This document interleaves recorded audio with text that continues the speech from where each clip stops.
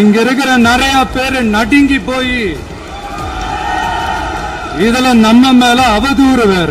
இப்பவும் சொல்றேன், மக்கள் பணத்துல இருந்து ஒரு பைசா கூட தொடமாட்டோம், தொடவும் விடமாட்டோம், தொட்டா விடமாட்டோம், இதுக்கு முன்னாடி தொட்டவங்களையும் விடமாட்டோம்.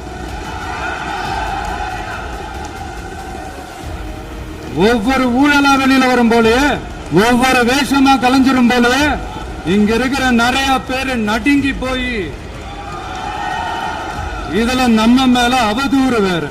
இப்ப புதுசா ஒரு வெப்பன் ஒண்ணு கொண்டு வந்திருக்காங்க. அது என்ன தெரியுமா? அவங்க தயவால தான் நம்ம ஆட்சி நடக்குதான். மக்கள் தயவால இந்த ஆட்சி நடந்துகிட்டு இருக்கு.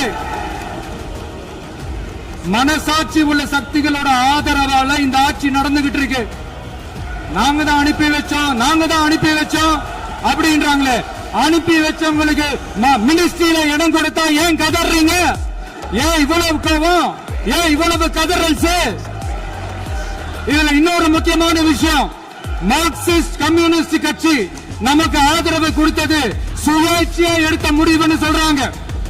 அதே மாதிரி இந்திய கம்யூனிஸ்ட் கட்சி நமக்கு ஆதரவு கொடுத்தது சுயேட்சையா எடுத்த முடிவுன்னு சொல்றாங்க. இதுல எங்க இருந்து நாங்க தான் அனுப்பி வச்சோம்னா புரியலையே. மக்களுக்கு நல்லா புரியும், எல்லாத்தையும் தெளிவா பார்த்துக்கிட்டு இருக்கிறாங்க.